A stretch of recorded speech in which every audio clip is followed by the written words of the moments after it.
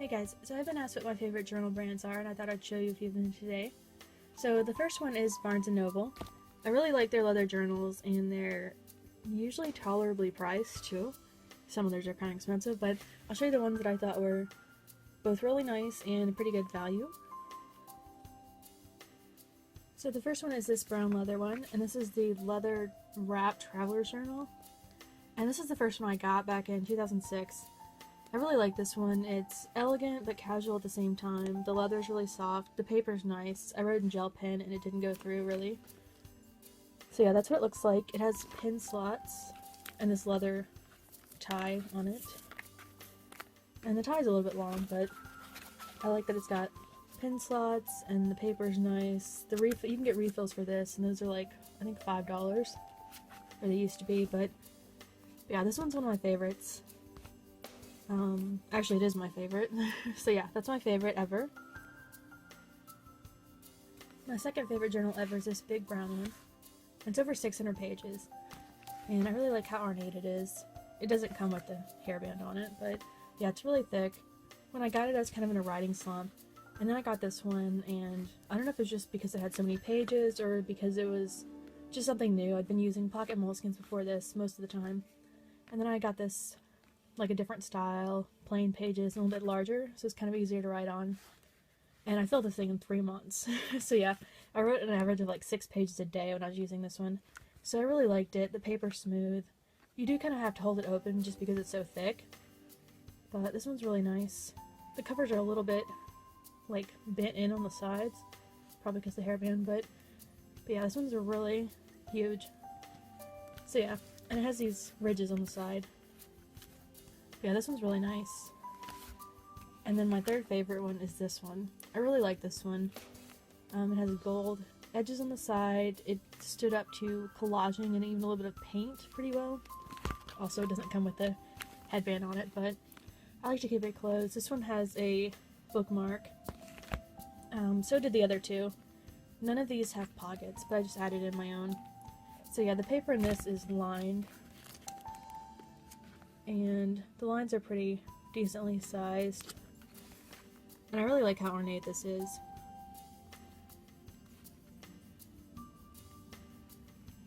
So yeah, these three are my favorite, and then this one is another Barnes & Noble leather traveler's wrap journal. I don't know, it's kind of a long name, but I got this in black, and those are the only two colors I had them in. But yeah, these are some of my favorites. You'd think I have a stock in Barnes & Noble, but I don't. I just like them, and some of these are made by other brands, sometimes for Barnes & Noble, and sometimes Barnes & Noble is just the only ones that sell them. Like, I think this one's like Florentina is the brand for Barnes & Noble.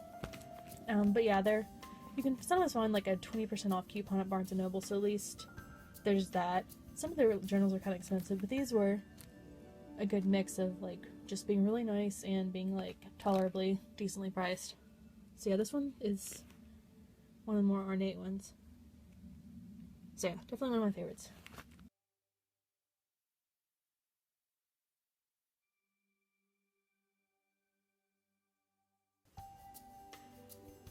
My next favorite brand is Pocket Moleskines, and the pocket size are usually like $10 or less. The large ones are kind of expensive, but I like the pocket size. They last pretty well when I've just tossed them in my bag. I like the cover. It's stiff enough. The paper's, good enough. I usually prefer the lined ones. They have a bookmark and a pocket, and I usually decorate the covers, which is kind of fun. But yeah, just the texture of these I like better than some of the similarly sized notebooks in other brands. So yeah, this one put a flower on. The rest I put the stickers on. This one I paint splattered. But yeah, I like adding stuff to the covers of these. And I like how just convenient these are. They're decently sized. You can fit them in just, most bags. And here's the inside of that. So I like the paper and the texture of moleskines. I started using them in 2007. My first journal was that brown leather one from Barnes & Noble, and then I started getting into moleskines. And I just like the size and the texture, and the paper's good enough. Sometimes you can see a little bit of writing from the back side of the page, like you can kind of see here. But the paper's nice enough. They were just kind of casual and fun, and they started becoming popular in 2007. It's kind of like an urban young people thing to do. Like you go to Starbucks and you see people writing or people sketching on the subway and stuff like that.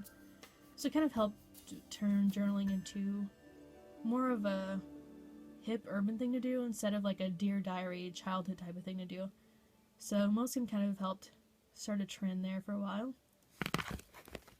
So yeah, I use these a lot of the time for years, and then the size kind of started hurting my hand a little bit, so then I used that like 600 page brown one. So yeah, I've had a lot of these over the years. This one is one of the favorite ones that I decorated. And Moleskine used to just come in black, so that's kind of why I decorated them. And now they have like 5 colors in this hardcover. I definitely prefer their hardcovers. Their soft cover, kind of not my favorite. I haven't actually used one, but I've like looked at it more than one or in other stores. And yeah, I prefer the hardcover. I've never had an elastic come off these, which is another plus. I've never had the binding come apart. I've seen some people like post pictures of their collection and they have like tape on the side and they had binding problems, but I've never had that happen with these. So yeah, definitely one of my favorite brands.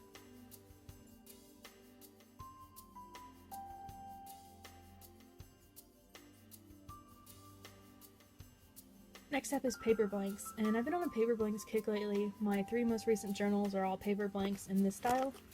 This is their midi size, that they call it. They're pretty thick. They have a clasp on them. The clasp should really be in the center, but that's alright.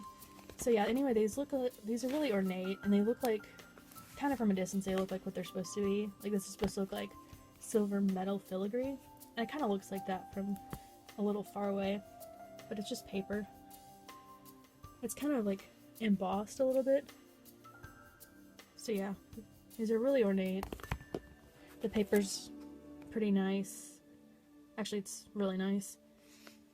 I used to like rounded corners more. Some of these have rounded corners and some don't. Like this doesn't.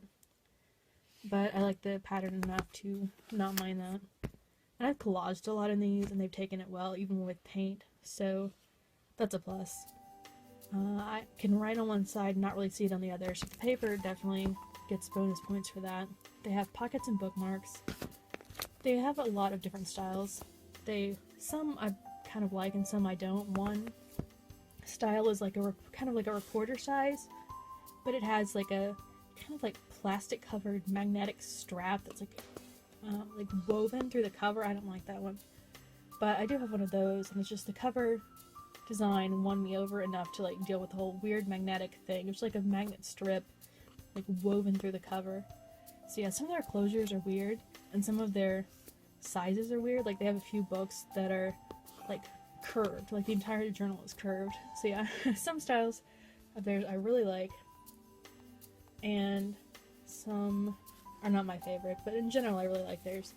This one I used in 2007 and the elastic actually came off and I had to hot glue it. But I got another one of these style journals from them recently and the elastic is much more loose and feels sturdier. So I think they fixed that problem over the years. They have bookmarks and pockets.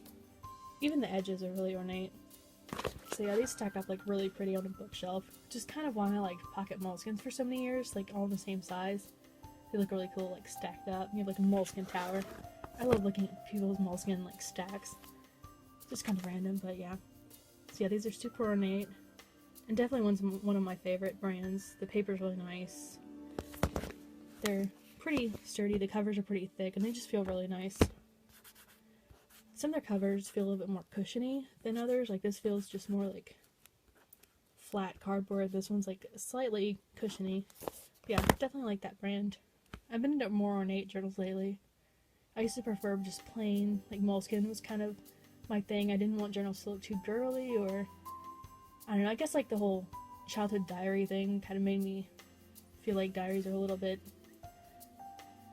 like not so elegant, so plain Moleskines kind of felt more hip to me, and then now I'm getting back into the ornate formal ones.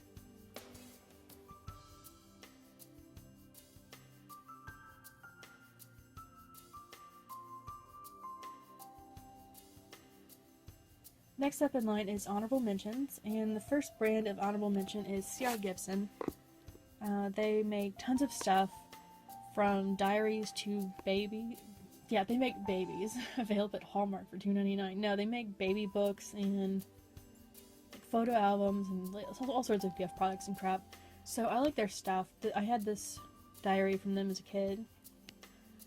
So that's lasted well over the years. This one's from them. They have so many different styles. That's one thing that I like about C.R. Gibson. They just have like a huge variety. Probably more variety than any other brand. They just have so many different styles. Like these hardcover types. Like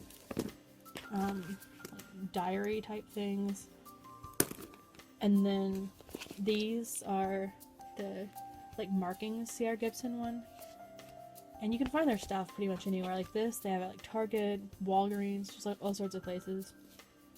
Some of their colors are hard to find, like their orange one I never did find, but anyway, these are 3 of theirs I've used this year.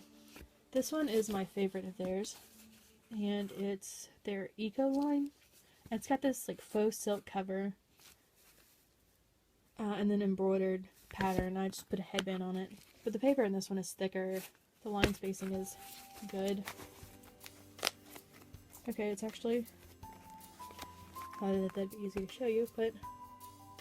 yeah, line spacing and paper thickness is good in this one. They have... some of their pages have like... some of their journals have patterns on the pages, like this one has a butterfly. And some are plain. So yeah, this one is a bookmark, but no pocket. Then I used this one this year. And they have a lot of these at like Walmart and Target a lot. And they have all sorts of colors and patterns in these. And I like the patterns on this one. That's why I got this one. And their end papers are pretty. So, they said like patterns on them. And I put stickers over it, but... these are pretty nice. They do get scratched up. The paper's kind of thin. If you collage with paint or a lot of glue, this might not work for you. I couldn't collage very much in here because the paper just wouldn't take it. Same with this. So if you like to write and not add much in, this might work for you. But I added enough in that this magnetic closure like won't stay shut. I tried to tape it, but they do have some ones that like have snaps and other sorts of ways to close it that might work better. But yeah, they do get scratched up, but the price is at least good. The paper is good enough. And, oh yeah, and the price on this one, I also liked. This was like $5 at a discount store. So C.R. Gibson does have probably like one of the largest varieties in all sorts of different styles, like the childhood diary style, the other hardcovers, this, and all these different styles. And you can tend to find them at discount stores too for really good prices. You think I'd have stocks in some of these, but I don't. I just like them. I didn't name C.R. Gibson as one of my favorite brands just because some of their styles are for me and some aren't. Like the paper in some is kind of thin. These scratch up a little bit, but I like this one. So yeah, they have so much variety that like some of theirs are my favorite and some aren't. Like if I say I like Moleskine, the paper's consistent across Moleskine more or less. For writing anyway. I've heard watercolor. Moleskines aren't always consistent quality, but anyway. Like Moleskine paper is Moleskine paper. Paperblanks paper tends to be the same, but C.R. Gibson has like all sorts of different paper. Like this paper's thin. Like really thin actually.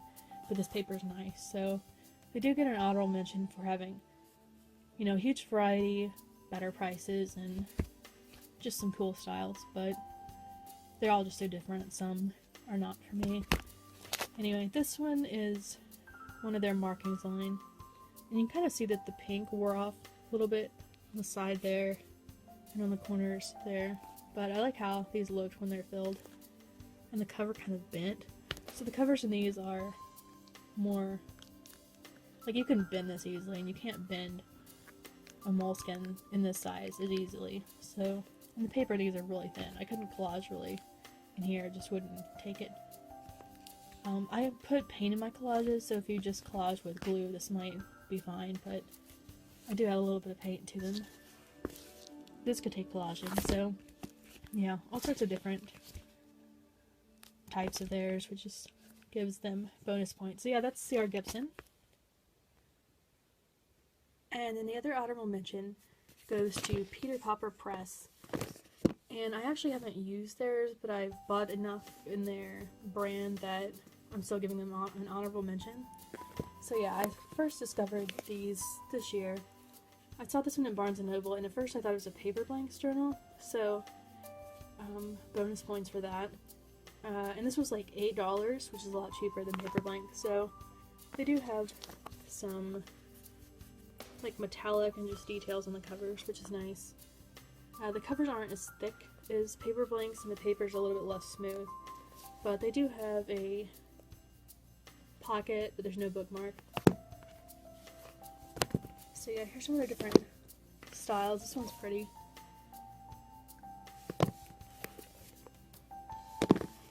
So yeah, their pricing is good. If you order these online, sometimes it's kind of hard to tell which size you're getting. Like, they have this, and then they have some like 6x8 and other styles, and they don't really label them so much. Like, in a Moleskine, you have like pocket size, large, and they're labeled really well, like no matter where you buy them.